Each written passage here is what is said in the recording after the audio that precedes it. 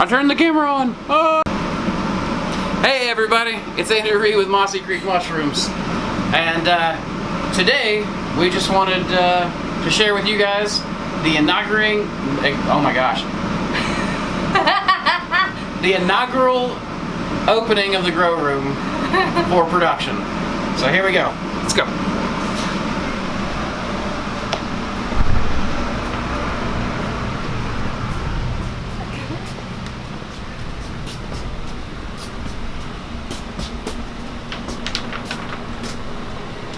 I'm stuck on a power cord. Yay! Alright, so welcome to the new grow room. It's very exciting, I know. I'll go over it here in a minute, but first, let's do the first bags ever in this room. Shall we? We shall. Alcohol, please. Thank you. Great. Can't be too clean. Alright. Where you want? Wherever you want. I'm gonna take that bag. Taking this bag? Taking this bag. Alright, you ready? Where you gonna be? Right here? Yeah, I'm sure. Yep, that's what I was thinking. All Alright. Count of 3. This room will be officially open for production. 1, 2, 3, go! Wah! What? Yay! Hooray! Yay! Oh my gosh, we're such nerds. Alright. Cutting, bag cutting. No ribbon cuttings here. Only bag cuttings. So, while Samantha gets to work opening all these bags for the grow room, I figured I would just take you off the monopod and show you around as to what we've been doing for this whole grow. So, you'll come with me.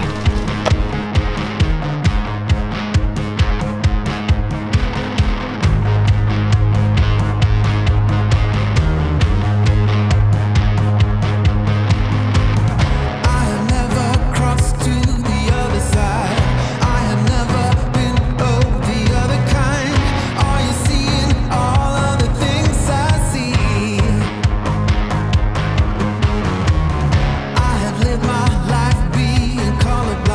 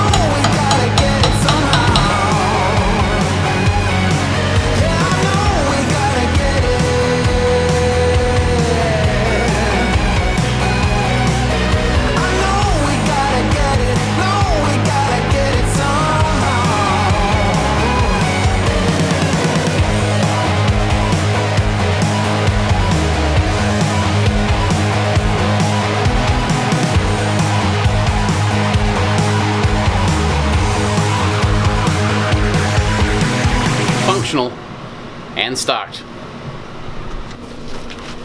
You can see we've got our T5 lights on the top. What we've done this time is we've pulled all power except the very light outlets to the outside of the grow. And that's going to happen with the other grow room as well. We've never liked having electricity in the room, and so now that's getting changed. For now, we've still just got the humidity sensor kind of hanging off of a bar. It works well enough for now that we're just going to continue with it. We did make these shelves wide enough that they're supposed to be able to hold 4 blocks. We just staged them with 3, but we're going to try today to see if we can fit 4 in them the way we do in the other room in order to increase our production space. This room should be able to hold about 2/3 of the blocks that we have in the other grow. And we set up our ventilation the exact same way as we did in the other room, where we just set a fan on a shelf so it's easy to change out, and then we have it just vented out through the top of the doorway just like in the other room, and then out that messy window. We're going to clean all that up very soon. For now, we just needed to get this room running so it could start making a little bit of income for us. The doors open flat so that we can access the other grow room while we are still working in them and going in and out. We have the T5 light fixtures, 6500 Kelvin. We did the shelving very similar to the way we did it last time, except this time instead of tacking the screw into the side, hey baby, we have the screw just going straight through the wood. And that's because this time we could actually afford, due to the income coming off the last room, to afford longer screws. Last time, the shorter screws are just what we had, and so that's what we used. We have the ventilation, and this is something I really like. The humidifier, sorry, not ventilation. The humidifier now comes through the PVC in the PVC exit, there we go. And it goes across the top of the room. And then our humidifier is right down here. And all of this is going to be squared away and hung up, but we just wanted to make sure that we had the concept tested. Our fan is a little underpowered. I went ahead and ordered the larger waterproof fan from House of Hydro. And again, we're using a House of Hydro 12-disc humidifier for this room. That other fan will push out a whole lot more humidity. And so, where this one is split between 2 pipes, it's actually having to work a little harder than our last one was. And so we just want to make that easier on it. Other than that, I mean, we just measured everything out. The way Ben did this time was he made it to where we didn't have to make really any cuts with the PVC. So we just went and bought some PVC lengths, and then Ben, my cousin Adam, myself, and Tim spent an evening, well really, I mean it was like less than an hour installing the PVC. The wood took a lot longer than the PVC actually did. You can see we just framed in the wood, framed it with wood along the bottom like we did with the last room, and along the top. All the weight is on those 2x4s going down, so there's nothing hanging from the ceiling. Those are just connected in such a way that they keep it from rocking back and forth. That way we don't bring our house down around us. Yeah, it is very nice. Due to the increased ventilation that we've gotten this side of the house due to this grow room and this grow room, we are going to be installing a mini split for the summer. We don't use any heat during the winter because the mushrooms produce enough heat that they actually warm our house. We have a couple of space heaters upstairs because Samantha and Ben are cold-blooded people, and they need the extra heat. But beyond that, guys, I mean, we don't have to do any heating of the home. The mushrooms, the lighting, the machinery, I guess, you know, like anything that's generating any sort of heat, like lights, the humidifier, even some, and then the blocks themselves. I mean, that brood chamber that we have down the hall will cook itself to death if we're not careful because of how many blocks will be growing in it at the same time. So, but in the summertime, our electric bill goes from a nice $500 electric bill to like a nice $800 electric bill just because of how much we have to run the HVAC.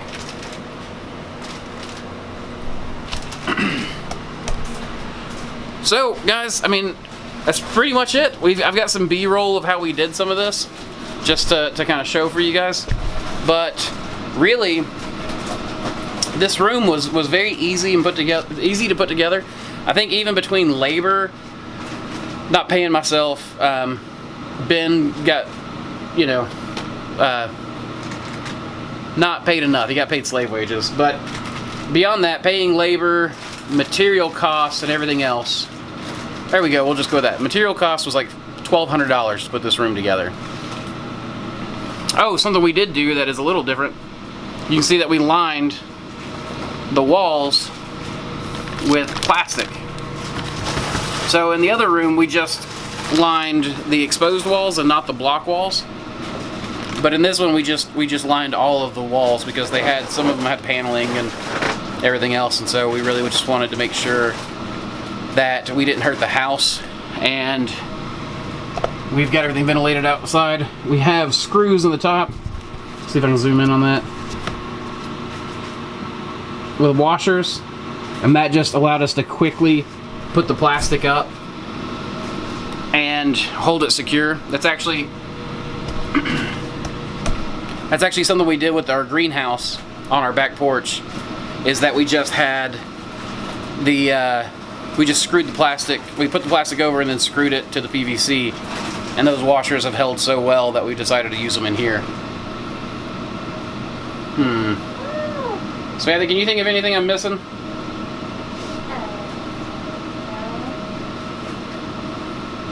Okay, well, Don't be done yet, because I was trying to race you. I want to get all these done before you can. you're trying to get all those, she's trying to get all of those done before I stop talking, so she's asking me to talk more. She wants me to talk more so that she can beat me. So, she is a little competitive. She's half the reason we get anything done, because she is the big driver. She always tries to beat anything I do. So, how many blocks do we have in here right now? I'm pretty sure it's like 100. So we put about 100 blocks in for the first run. We should be able to hold close to 400 blocks in this room at any given time. So on our 4-week cycle, that means we'll be able to put an extra 100 blocks a week in this room, on top of the 150 or so that we're able to put into the other room. So this will increase our income, hopefully by a good 2/3, and make it that much easier when we move to a warehouse to afford the warehouse. So I'm a little scared about the warehouse move. What's that game on the cell phone where you like dice fruits? Fruit Ninja? Yeah. Fruit Ninja. Mushroom Ninja. So, nice big long rambly video. Just figured you guys would want to hang out with us while we're getting the grow room going, while I watch Samantha work. That's always the best part about video making, is that I get to watch other people work and pretend like I'm working for the business by making videos for you guys. Well, you are. I am. Let's watch Samantha work a little before the battery dies. Before the battery dies.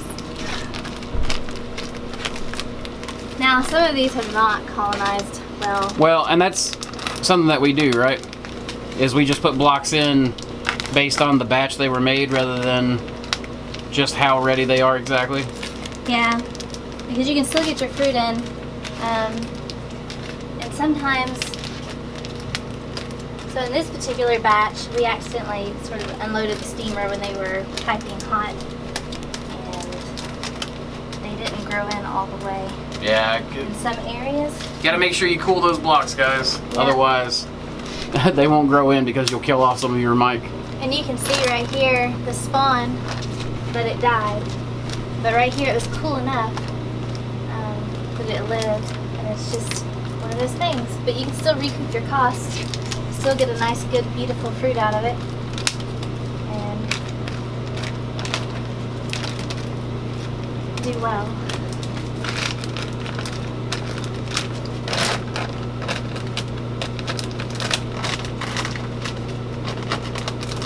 Can you guys tell that she's done this a few times? I say and mess her up. Yes! She doesn't like attention on her, guys. Quit watching me! getting all self-conscious and blushy. I can tell you're turning red. Dang it. And that wasn't sloppiness. That's just the way the comes to go. Yes, that's true. So, oh, that's a, oh my gosh, you guys are like claustrophobic in my face. So that's something interesting to note. When we cut our bags, as you can see right here, we do a square cut, and I have found, what? I'm done! She's done already! You can see that we do a square cut. When we do that square cut, that's mainly for our oyster varieties and our specialty mushrooms. Those grow better, we find, with that little square cut. We side fruit because it allows us to get more fruit in a vertical space. Like it allows us to make better usage of the vertical space than top fruiting does. I know a lot of people like to top fruit.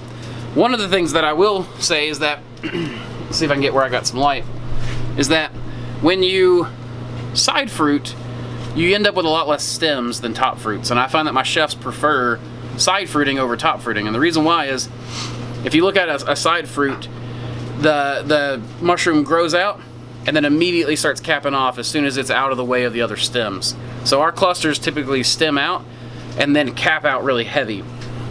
You'll see top fruits look like all mushrooms because they look like this big umbrella of mushrooms, but when you cut those things down the middle and you actually look at them, they've usually got a huge nub that they're all growing off of, or like a big core. But also, that top mushroom in that top umbrella has to grow past all of those other mushrooms, so it has to produce a stem for that before it can cap out. So you're getting a lot of energy going into stem production over the side fruiting, which is immediately, it just grows up a little bit, and it's only grown a little bit before it's gotten to the oxygen-rich environment of the grow room, and that allows it to immediately start capping out. And that's what they do in nature.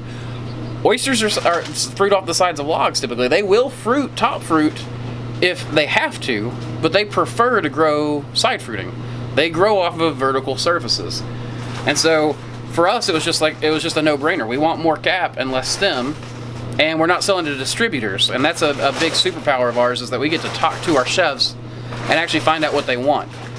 Distributors sell at such a cheap price, chefs sometimes don't feel comfortable talking to a distributor and kind of nitpicking on mushrooms. But also because, you know, they get those, they don't even know that there's another option sometimes. I mean, some places like New York, but here in East Tennessee, a lot of chefs didn't even know they had an option until we show up on their door, and they're like, oh, this is crazy looking, these are amazing. You do get side fruits off of the straw bags out of like Pennsylvania, but they tend to be smaller clusters, kind of anemic, not quite as heavy as the big, you know, master's mix that we have, the sawdust substrates that produce so heavy a yield. I'm trying to think of anything else that might be useful for you guys in your grow rooms. We went over why we do the side fruiting, so maybe you can make a decision on that, or help you make a decision on that. We've gone over lighting before, ventilation. We just replicated all of that same stuff that we did in the old grow room. We just went over some of the changes that we made. And the big thing is getting electrical out of the high humid environment as much as possible. Pulling, you know, your sensors and your the only electrical fixtures we have in here are the lights. Those lights are greenhouse lights. They are not made for wet environments, but they can handle higher humidity than your average lighting. And we went over the humidity, how we wanted the humidifier out of here, and we installed that in the hallway. I just like this room. It's a lot cleaner. The aisles are wider. Sorry about that, guys. The battery died. I don't think I missed anything, though. So really, this room is if you watch our previous videos on how we've set up our grow room, you'll find that this room is very similar to all of that. The biggest difference is we have a lot of our nice to haves that we figured it out on the previous room, what is nice to have and what was essential. And so that leads me into a nice little segue really quick about doing it wrong. Joel Salatin has a quote that I really like that kind of helped me get started in this, which was, if something's worth doing, it's worth doing wrong. And he's absolutely right. Ben has a saying, always be willing to throw your first one away, or I think is that how he says it, Samantha? Believe so, yeah. That it's Always be willing to throw your first one away. What's that? Always be willing to throw your Always be willing to throw your first one away. And that just means to just do it, and do it wrong, and get going, and figure out what's actually good.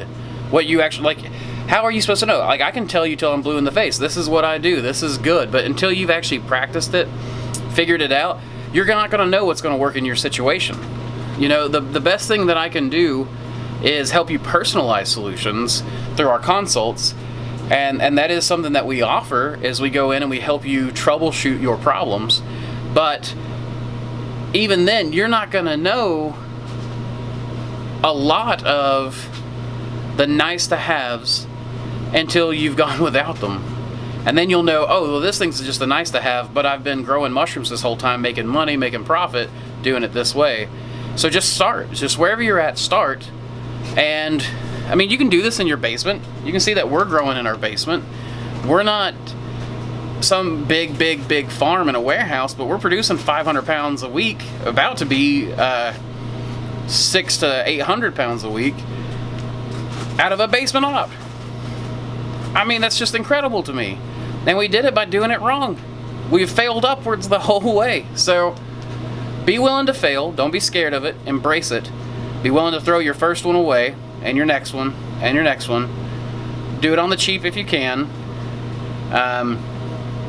But always be aware of your labor and where it goes. So cheaper failures are a little easier to handle. Cheaper what?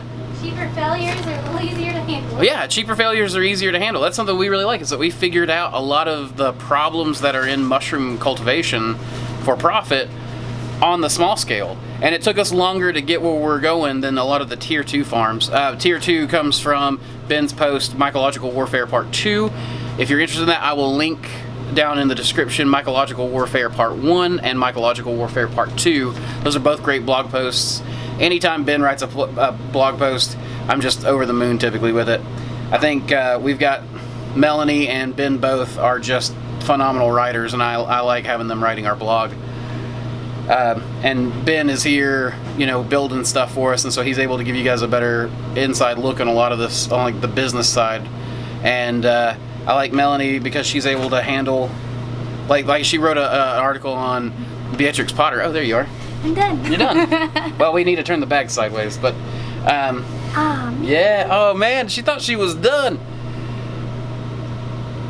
But Melanie wrote a blog post on Beatrix Potter. Beatrix Potter was one of my favorite writers as a kid. I always loved the tale of Jeremy Fisher.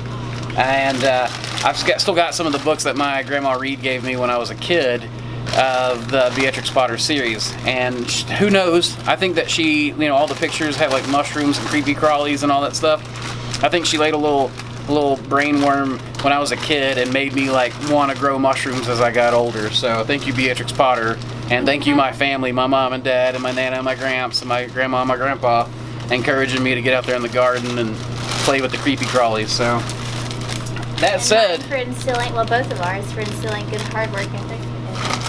Yeah, Samantha got a better hard work ethic than I did. My parents tried; they really tried, but Samantha's a much harder worker than I am. That said, Samantha brought up a good point a moment ago about, you know, we work on a time limit, and so that's why a lot of these processes that you see are really simple. 5:54, we're about to go do a family event, so we've got to be aware of what we're doing. So I'm gonna wrap this up real quick with this. I haven't had a shower. You're gonna get a shower. We're almost done. We're stinky mushroom people. Faster. One of the big things about working on a time limit, or you know, working in your home, doing this as a job, is that, you know, my kids are upstairs playing right now, and I want to get back to them. I don't want to spend all day in the grow room. So we come up with simple solutions to save labor, because labor is your most valuable asset, because labor could be time with your family. It could be time taking your family out to eat, or going to the park, or doing any number of things that are not just more pleasurable, because I actually find mushroom growing to be very pleasurable. It's a It's fun. It's more fun to me than it is work. But I also really want to spend time with my family. It's been important to me. I grew up in a very clannish, part of the country, East Tennessee, and the internet is certainly bringing some of that to an end, but my family is one of the closest families on a large scale of any family I know. We still get together with my grandmother's sister's family every, Easter and Thanksgiving and stuff like that. And it's always been ingrained in me that family is very important. And it's not just ingrained, like it's just very important to me. And I don't know, Samantha, do you have anything to say on that? Like the value of time and family, or? You put me on the spot. Put her on the spot. There's a lot to say about it. You covered it really well. Okay. Additionally, I think that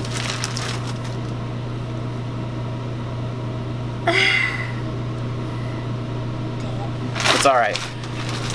it's alright. To us, it's just really important to learn how to do this without. I know a lot of mushroom growers talk about pain and suffering and everything else that's in mushroom growing, but really for us, it's just fun. Not only is it fun, it's profitable. Not only is it profitable, but it leaves us time to spend with our family. We tried to homeschool for a little bit. That didn't really work out for us, but it's because we want to spend time with our family. When Samantha and I used to work at a factory making cakes here locally, I had a cake job, quote unquote. But It's a piece of cake. it's a piece of cake. But Samantha would be working somewhere, and then they would say, okay, well, you go work all the way over there. And I said, well, can I work with Samantha? I want to work next to my wife. They said, you want to work with your wife? And then other people were like, I can't believe that. I couldn't stand to work next to my husband. And I'm like, are you kidding me? Yeah, we fight all the time in here.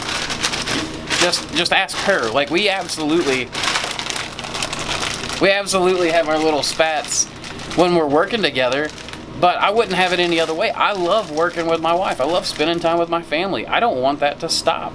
At the same time, I love this job and I don't want it to stop. So being able to combine the two was one of the best things I've ever been able to do in my life. Yes. Yes, she agrees with that. Yes. So that's really all I've got for you today, guys. I know this one was long and rambly. I just wanted to hang out with you guys a little bit while we're getting this exciting part of the business going. I've been waiting for years to be able to build another grow room, and now we're hitting it, and we're already planning the next one. We've already got to plan the next move because all the mushrooms that are growing in this grow room are already sold. The weekly allotment of mushrooms out of here are already sold. So now we have to build a whole nother grow room to bring on new clients who are starting to build up on my waiting list. So with that, guys, it's possible. Do it. But don't forget about your family. Do this intelligently so that you can do it quickly. Use your systems to save yourself time. Don't try to pinch pennies by just throwing your labor away, your time with your family away. It's possible to make a profit and not have to work yourself to death doing this. So Also, if you don't spend your entire time working at the business and you balance that family life, then your family is going to be very grateful because they will see you and yeah. you won't be underground in the basement all the time.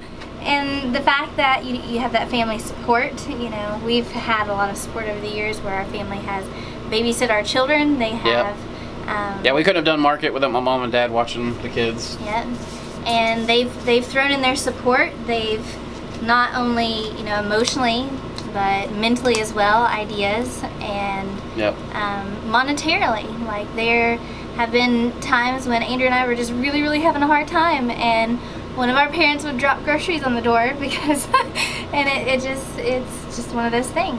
Whenever you that was in the early days, right after I'd lost my job and stuff too, and was like laid off over and over trying again. to start a business after being laid off. But and it's awesome to have that support. And whenever you have a job where you're not just absent, your family is more likely to back you. They are, yeah. And that's something else, I get calls from my Nana. I saw her a while back and she was like, you never call, you never write, you never visit. I was like, oh my gosh, you're right. Like, I've been letting work get too far into me. And then because I have this job, I've got the option to spend more time, to call her when I'm doing deliveries and to do things like that. Like, you can't forget about your family in all of this. And make your schedule. Think ahead. Be 3-4 steps ahead. Yep. And make sure that you schedule time for the business, schedule time for your family, schedule time for the kids, and then you can rearrange and pop things over if you need to. Yep. And that is the lovely thing about owning a farm and owning your own business, and yeah. Yep. And with that, guys, as always, keep spawning culture, y'all. Oh, I missed it. Dang. I know. I try. I swear, guys, I tried it this time. I tried to leave it to where I wasn't gonna to end the video and then make fun of her by holding it on there. But honestly, guys, if you like this video, please give us a thumbs up. Subscribe to our channel if you want to learn more about growing mushrooms. Check out the description for those links to Ben's blog, to links to our website and our consultation services, and follow us on social media. And as always, keep spawning culture, y'all. Oh, dang. Why do I always miss that?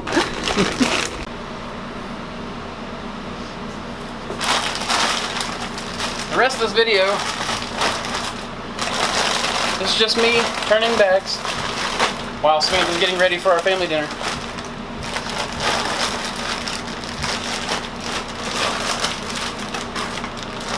Feel free to turn it off, guys. Seriously.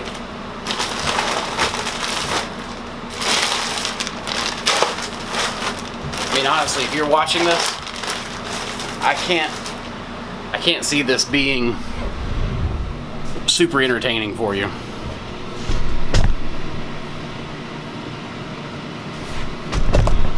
Stop leaning over.